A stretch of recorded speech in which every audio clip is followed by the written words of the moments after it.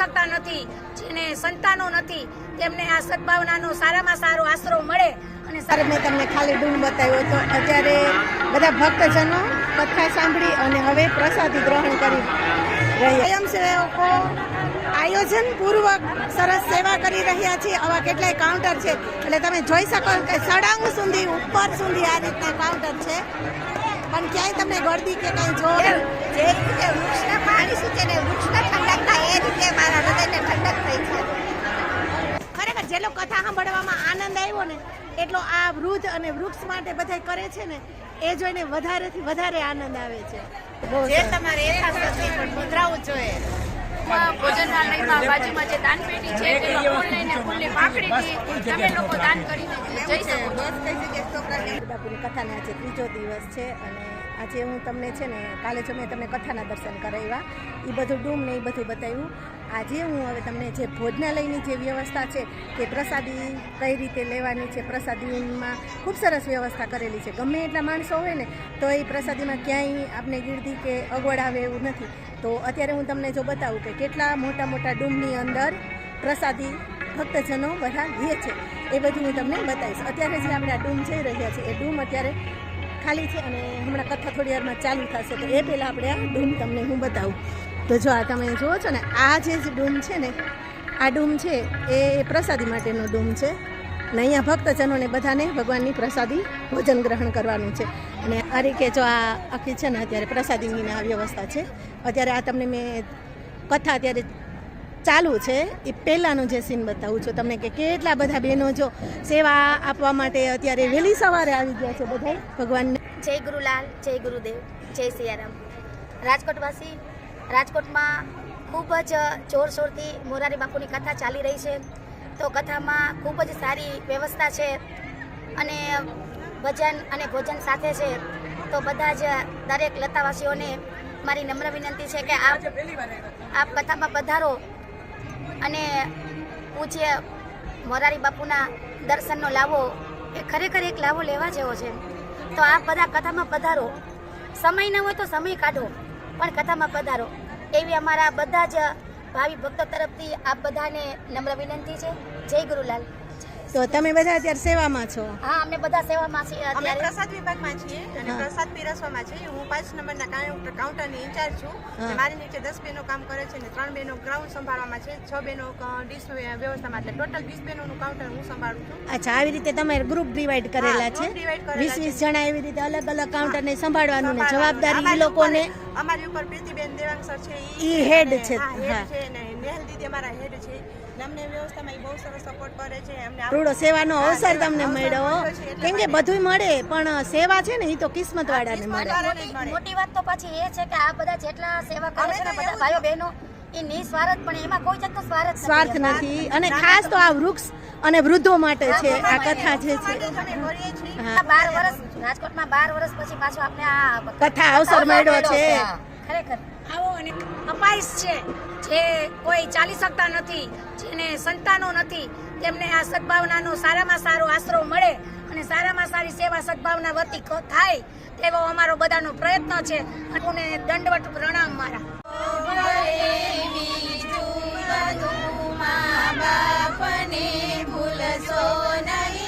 અગણિત છે ઉપકાર એના, એક દિવસો નહીં, મા બાપને ભૂલશો નહીં, મા બાપને ભૂલશો નહીં. ખૂબ સરસ, બહુ સરસ તમે કાર્ય કરો છો.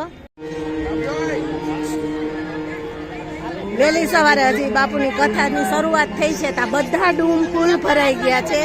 ખરેખર ખૂબ ભક્તજનો અત્યારે કથા શ્રવણ કરવા માટે ઉમટી પડ્યા છે. જો તમને હું છે ને બધું બતાવું છું. આ બધા અત્યારે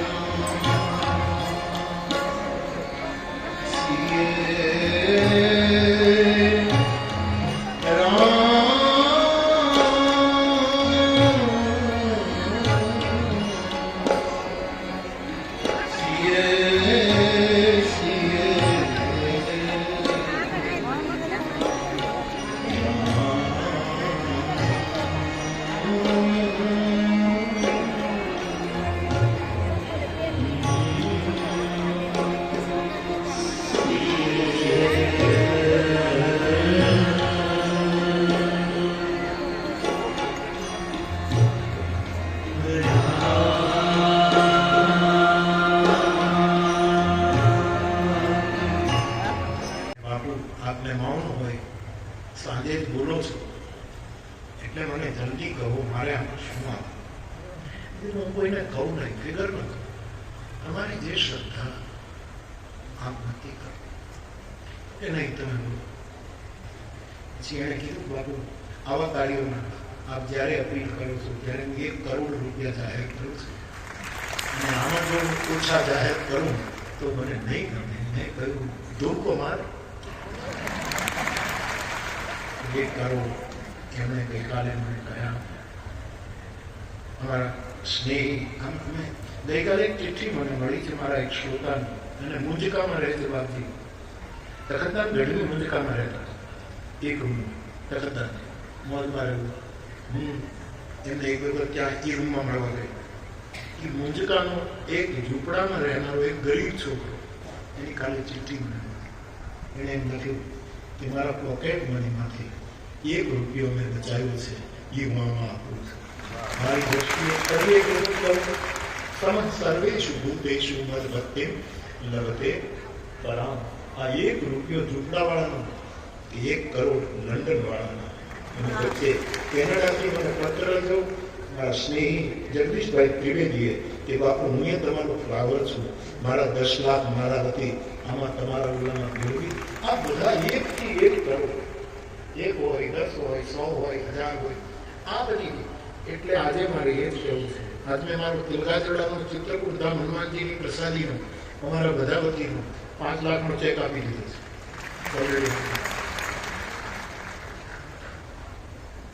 એટલે સાધુનો બિરલો અઢીયો આજે 2.5 કરોડે પહોંચ્યું છે. અને મારી આ આપણી શુક્રવાર સાંજ સુધી જ રહેશે. શનિવાર સુધીમાં જેને કંઈ અહીંયા વ્યવસ્થા વિજયભાઈ સાથે, મિત્તલભાઈ સાથે સ્વામીજીના માર્ગદર્શનમાં જ્યાં જમા થતું હોય ત્યાં બધા પોતપોતાની રીતે જમા કરે. તો હું મારી પ્રસન્નતા વ્યક્ત કરું છું. આખી કથા વૃક્ષો તરફ સદભાવ રાખવા માટે અને વૃદ્ધો તરફ સદભાવ રાખવા માટે. આપણો સદભાવ વૃદ્ધો તરફ હોય અને વૃક્ષો તરફ હોય. એટલા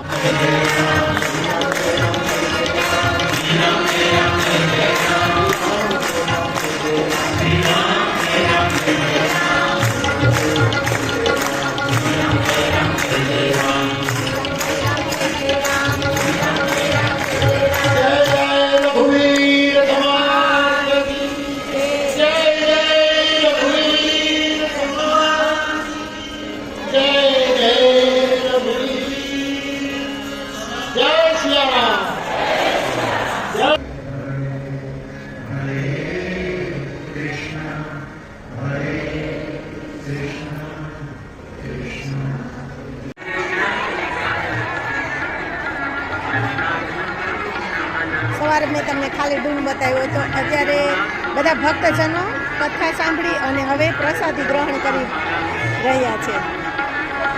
તો આ રીતે ખૂબ સરસ પ્રસાદીની પણ ખૂબ સરસ વ્યવસ્થા છે. ખરેખર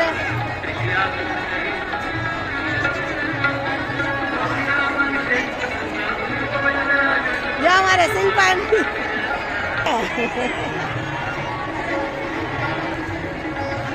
શું કથા, કેવી બાપુ કથા કરે છે, કેવી મજા આવી? બહુ સરસ, બહુ આનંદ આવ્યો, મન ફ્રેશ થઈ ગયું એકદમ. બહુ મજા આવી, બહુ મજા આવી, બહુ મજા આવી.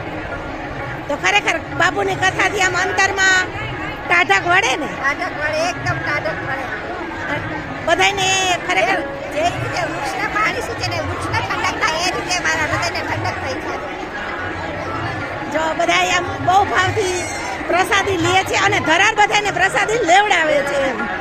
ચાલો, જય શ્રી કૃષ્ણ. સરસ વ્યવસ્થા કરી છે, તમે બધા બહુ મહેનત કરો છો.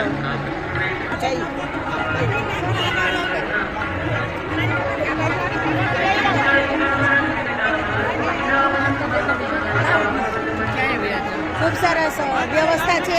કથા પૂરા થતા એટલા બધા ભાવિકો એકી સાથે આવી ગયા છે, પણ અહીંયા એટલી સરસ વ્યવસ્થા છે ને કે જે સ્વયંસેવકો આયોજન પૂર્વક સરસ સેવા કરી રહ્યા છીએ. આવા કેટલાય કાઉન્ટર છે એટલે તમે જોઈ શકો કે સળંગ સુધી ઉપર સુધી આ રીતના કાઉન્ટર છે, પણ ક્યાંય તમને ગળદી કે કંઈ જોવા નહીં મળે.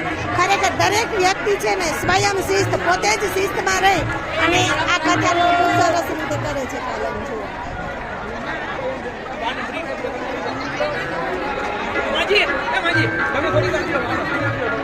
સરસ આયોજન કરી રહ્યા છે. ખૂબ આભાર બધાનો કે બધા પ્રભુ કાર્યમાં ઉત્સાહથી જોડાયેલા છે. આ બીજું કામ છે. જય સિયારામ. ઘરનું કામ છોડી અને આટલા ઉત્સાહથી સેવા કરી રહ્યા છે.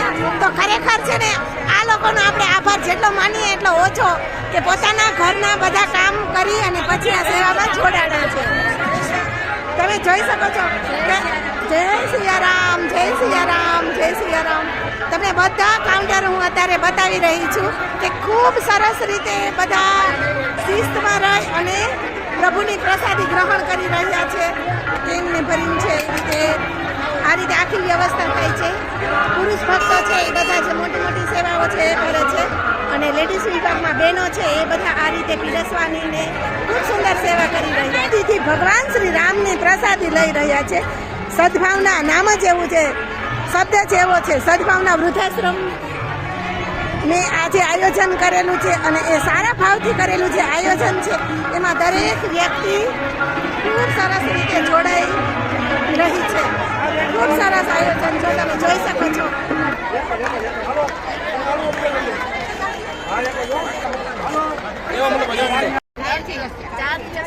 4 દિવસ થયા સેવા કરવાનું.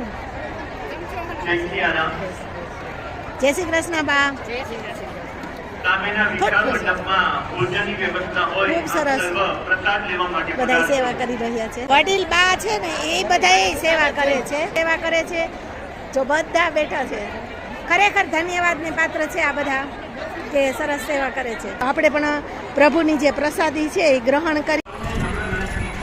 અહીંયા આ રીતે જો બધા છે ને દાન, જે ફૂલ ને તો ફૂલની પાકડી બધા પોતપોતાની રીતે દાન કરે છે. હા, પધરાવું જ જોઈએ.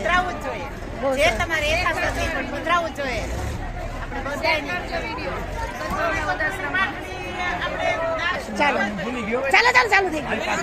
સદભાવના વૃદ્ધાશ્રમમાં જે સપ્તાહનું આયોજન કરેલું છે, આયોજનમાં જમવા ભોજનાલયમાં બાજુમાં જે દાનપેટી છે તેમાં ફૂલ લઈને ફૂલની પાકડીથી તમે લોકો દાન કરીને જઈ શકો. ખૂબ સરસ. બસ આ જે કઈ થાય છે ને એ બધું વૃદ્ધાશ્રમ અને વૃદ્ધો અને વૃક્ષો માટે થાય છે, અને ખરેખર આનંદની વાત છે. અમે પણ સદભાવના વૃદ્ધાશ્રમ સાથે ઘણા વર્ષોથી જોડાયેલા છીએ, પણ આજે આ મહાયજ્ઞની જે શરૂઆત થઈ છે એમાં જે આ બહેનો જોડાણા છે ને એ જોઈને ખૂબ આનંદ થાય છે. ચાલો, જય સિયારામ બધાને.